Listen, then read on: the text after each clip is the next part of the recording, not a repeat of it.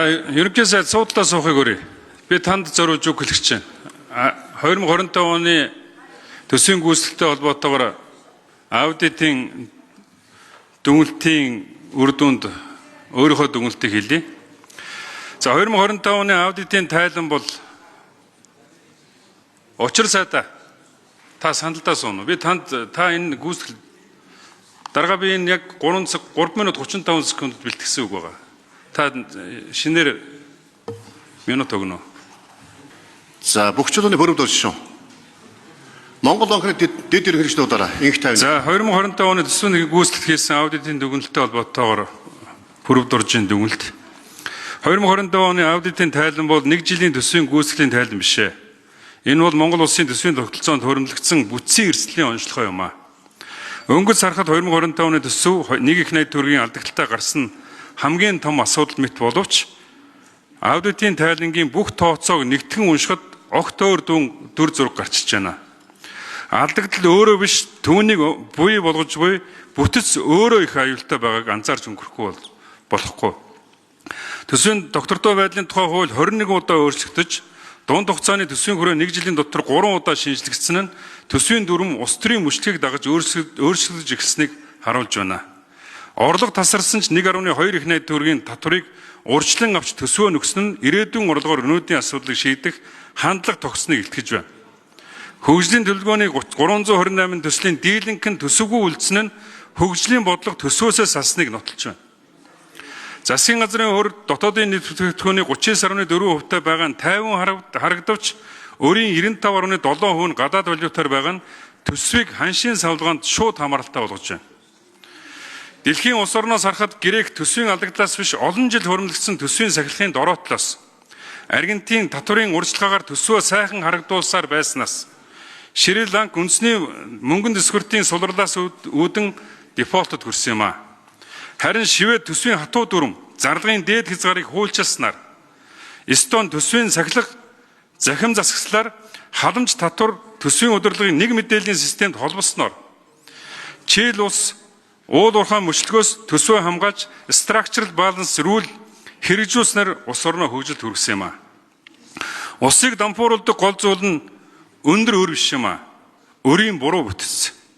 Том алдагдал биш юм а. Тогтмол дагтвадах буруу төсөв. Мөнгөний хомсдол биш юм а. Засаглалын дороотл юм гэдгийг өнгөрсөн 10 жилийн парламент орж ирсэн аудитын дүгнэлтээс харж болно. Монгол улсын 2025 оны аудитын тайланд яг ийм анхааруулгыг өгч байна. Өнөөдрийн төсөв уул уурхайн орлогоор тэлж, урсгал зардлаар тогтож, өөрөөр санхүүжиж, ирээдүйн татвараар нөхөгдөж, хөгжлийн бодлогоосоо аажмаар тасарч байна. Ийм бүтэц богино хугацаанд ажиллаж болохч, урт хугацаанд тогтвортой өсөлтийг бий болгодгоо. Хэрвээ энэ бүтцийг өөрчлөхгүй бол дараагийн жилүүд төсвийн алдагдал хэдэн их найд төгрөг байх нь хоёр дахь асуудал болж өөрнө. Учир нь асуудал алдагдaltaа биш, алдагдлыг дахин үйлдвэрлэдэг тогтолцоонд оршиж байгаа.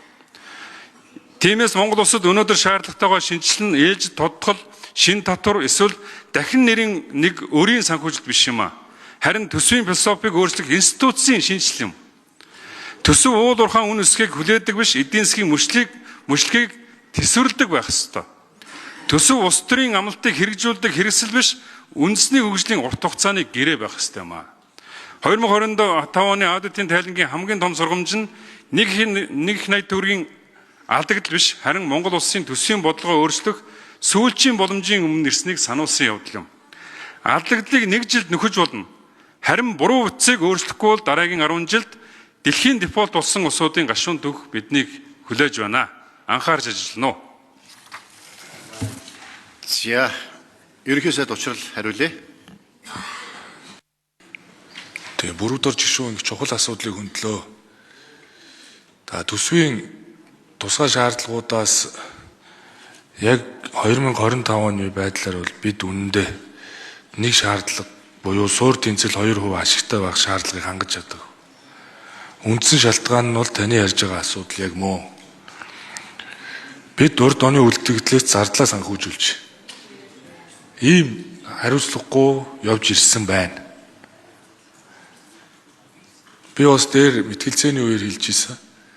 Энэ манай өнөөдрийн энэ төсвийн хуульч, энэ төсвийн доктортой байдлын хуульч хуучин одоо стандартаар яваад байна. Бараг тэр олон улсад тэр 1989 оны тэр Government Financial Statistic гэдэг стандартаар өнөөдөр тэр стандартыг мөрдөд байна.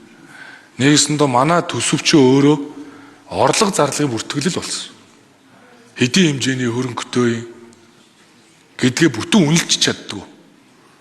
Их хурлын 126 гишүүн жилийн шин нэг их найдын хөрөнгө оруулалтыг их хурлын ажлын хэсэг дээр хуваарлаж сууж хахад төрийн өмч зарим компани 9 тузын гишүүнтэй компани 5-6 их найдыг хуваарлаж сууж идэг чинь болох юм уу гэдгийг бол одоо ярих л болцсон. Тийм учраас бол бид нар төсвийн доктортой байдлын хуулаа эргэж харах ёстой.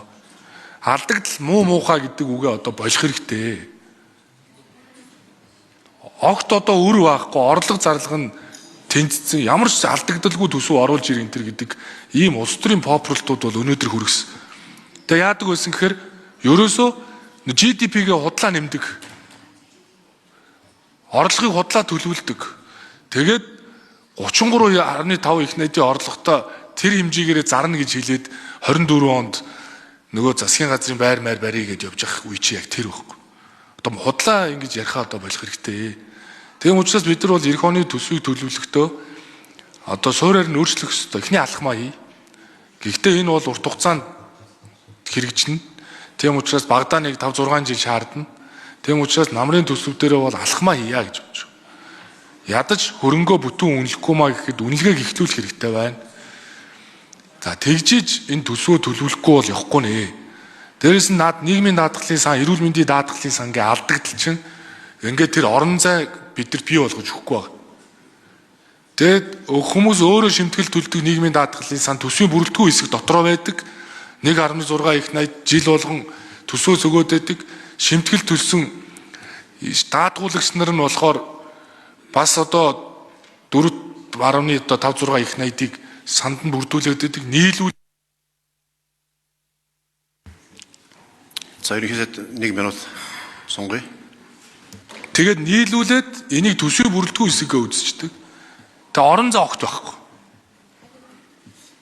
Тэгээ ийм байдалд одоо яг үнэндээ төсвийн тодтгол хийхгүй бол зарлагч нь урсгал зардал чинь баг 90% хүрнэ штэ.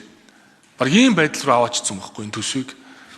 Тийм учраас сая энэ та бүхний баталж өгсөн нийгмийн даатгалын багц хууль энэ тэтгэврийн реформ бол өөрөө шууд тэтгэвэр нэмэхээс л болгоомжил тогтолцоог зөв болгож тэтгэврийн нэмэл гэж оруулж ирсэн зарчим.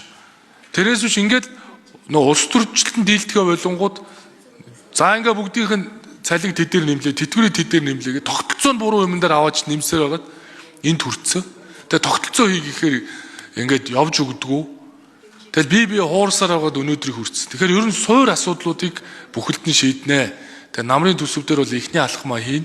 Энэ 89 оны GFS стандарт ядаж тэр 2014 он руу шилжих ёстой л гэж бодож